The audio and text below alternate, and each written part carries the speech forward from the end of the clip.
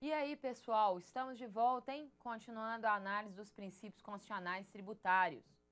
Já conversamos sobre o princípio da igualdade aplicado no âmbito federativo, ou seja, nas relações entre as pessoas políticas.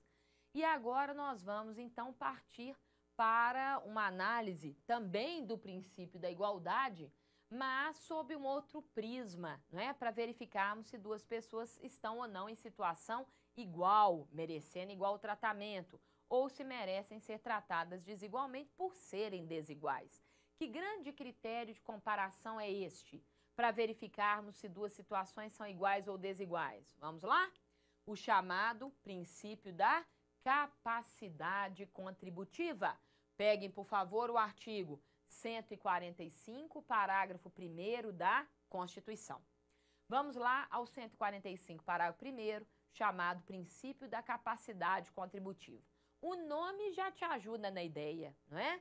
A Constituição vai capacidade de contribuir, capacidade de suportar a tributação. Então, no artigo 145, parágrafo 1º, a Constituição diz assim, grifa para mim esse início, hein? Daqui a pouco nós vamos conversar sobre isso. Sempre que possível, os impostos devem ser graduados e ter um caráter pessoal. Então, sempre que possível, os impostos devem ter um caráter pessoal e serem graduados, né? Serem estabelecidos de forma a respeitar o quê? A capacidade contributiva. Serem graduados segundo a capacidade contributiva. Permitida a administração, respeitados os direitos e garantias individuais, identificar patrimônio, renda, atividade profissional desse contribuinte. Então, qual é o escopo, qual é o objetivo do princípio chamado princípio da capacidade contributiva previsto no artigo 145, parágrafo 1º? O escopo é que pessoas que demonstrem possuir igual possibilidade de suportar os encargos tributários, que elas sejam tratadas de maneira igual. Vamos parar por aqui. Olha a ideia. Se A e B demonstram possuir a mesma capacidade de contribuir, ou seja, a mesma possibilidade de suportar a tributação sem redução das suas condições básicas, mínimas de subsistência, então elas devem ser tratadas de forma igual. Então, o princípio da capacidade contributiva, ele tem um parâmetro. Tem que respeitar o quê? Um mínimo existencial. Então, ele está diretamente relacionado, olha que interessante isso, bonito demais, intrinsecamente ligado à dignidade da pessoa humana. Por isso é que a Constituição diz que sempre que possível, os impostos, olha aí, referência expressa aos impostos. Grifa para mim. Porque nos impostos, gente, me acompanha, não há fato gerador vinculado, atrelado à atividade estatal. Não foi assim que a gente estudou imposto? Fato gerador não vinculado? Então, o legislador ele deve buscar manifestações de riqueza. É o fato de alguém ter renda proveniente do seu trabalho, ou ter a propriedade de um veículo automotor, ou prestar serviços, importar e exportar bens. Então, se o fato não é vinculado à atuação estatal, não está atrelado à atividade do poder público, então o legislador deve buscar manifestações de riqueza, pois o Estado não vai te dar nada em troca quando te exige um imposto. Por isso é que, literalmente, a Constituição se refere aos impostos, porque o legislador deve buscar, então, manifestações de riqueza e, sempre que for possível, tentar adequar a tributação às condições pessoais do contribuinte. Como assim, Luciana? Me dá um exemplo? Vamos lá. A e B têm a mesma renda mensal. Então, em princípio, eles são iguais. Demonstram possuir a mesma capacidade de contribuir. Digamos, tem uma renda mensal de 20 mil reais. E são tributados, então, pelo imposto de renda. Em princípio, de forma igual por terem renda e terem a mesma renda. Estariam sujeitos a uma mesma alíquota. Nesse exemplo hipotético. Porém, vamos imaginar que o A, ele tem gastos com seus dependentes, seus filhos menores, gastos com saúde, com educação. dele próprio, inclusive, da sua esposa, digamos, que é também sua dependente. Então, o A, pelas suas condições pessoais, ele está demonstrando o quê? Ser diferente do B. Então, a lei do imposto de renda vai permitir algumas deduções para o A, com gasto, com saúde, educação, enfim, dele mesmo, dos seus filhos, dos seus dependentes, sua esposa, justamente para tentar respeitar o quê? A real capacidade de contribuir do A, desse sujeito A hipotético aqui. Então, quando a gente fala que sempre que possível o legislador deve buscar graduar a tributação de acordo com as condições pessoais, respeitando então o mínimo existencial e tributando de acordo com as condições subjetivas.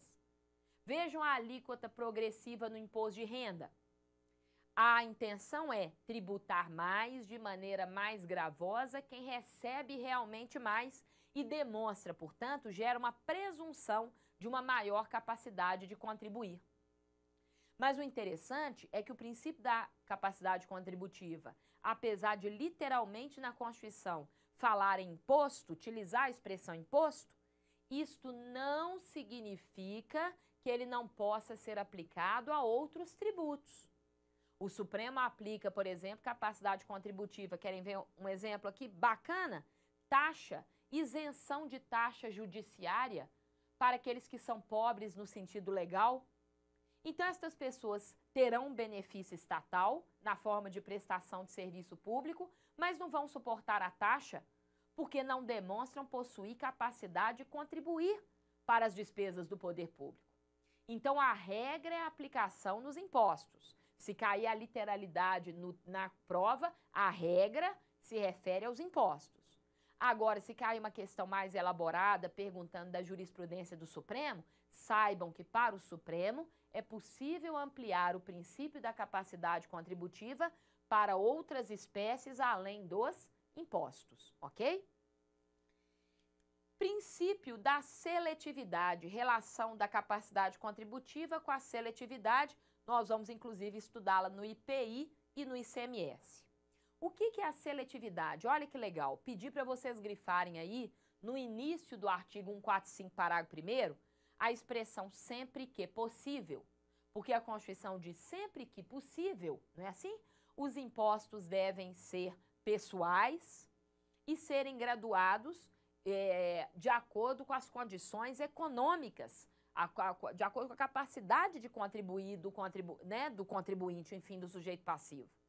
Sempre que possível, grifa para mim, porque há situações onde isso não é possível. Não é possível ao legislador fazer uma graduação de acordo com as condições pessoais. Porque não dá para o legislador, isso é muito bonito, isso é muito bacana, eu fico até emocionada. Não dá para o legislador fazer uma graduação de acordo com as condições pessoais naqueles impostos, vocês vão me ajudar agora, hein, que são embutidos no preço e assim são repassados ao consumidor final. Porque não dá para o legislador saber a condição pessoal, gente, de cada um de vocês. E aí, qual o nível de riqueza da Maria, do José, do João, da Luciana? Como é que o legislador vai saber isso? Se os impostos, esses impostos são embutidos no preço, são repassados para a gente, consumidor final, quando a gente adquire bens, nós pagamos embutidos no preço, como saber a capacidade contributiva de cada um de nós? É impossível. Milhões de consumidores finais. O legislador, então, pensou num outro mecanismo.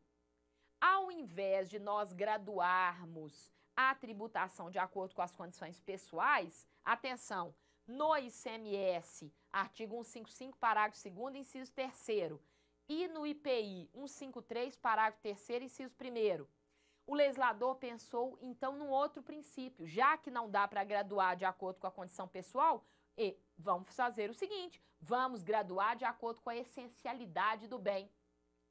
E é o que nós vamos chamar de princípio da seletividade. Na seletividade, nós vamos ter uma tributação mais elevada, ou seja, o preço do bem vai subir para aqueles bens que são considerados o quê? Supérfluos, artigos de luxo ou bens nocivos à saúde, como cigarros e bebidas. Agora, e aqueles bens consumidos por todos, independentemente da sua riqueza? Como os produtos da cesta básica, medicamentos, vestuário básico.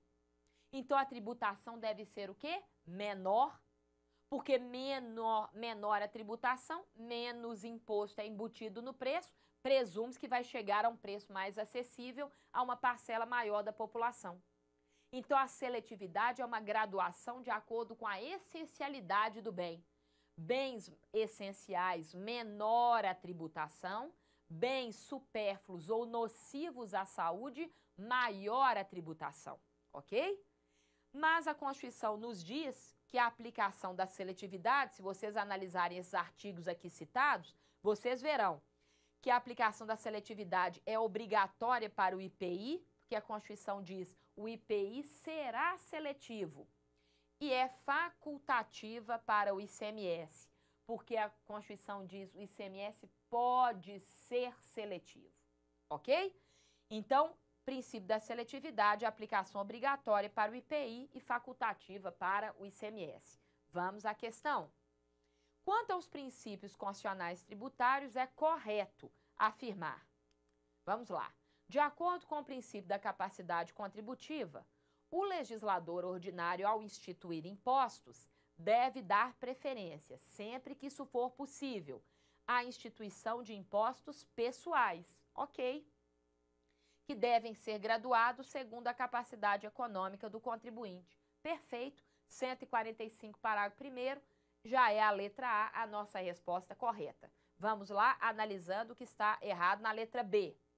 De acordo com o princípio da seletividade, na medida em que a essencialidade do produto aumenta, produtos mais essenciais, também deve aumentar a carga tributária incidente sobre sua venda. Errado. Se o produto é mais essencial, deve diminuir, reduzir a tributação sobre esse bem.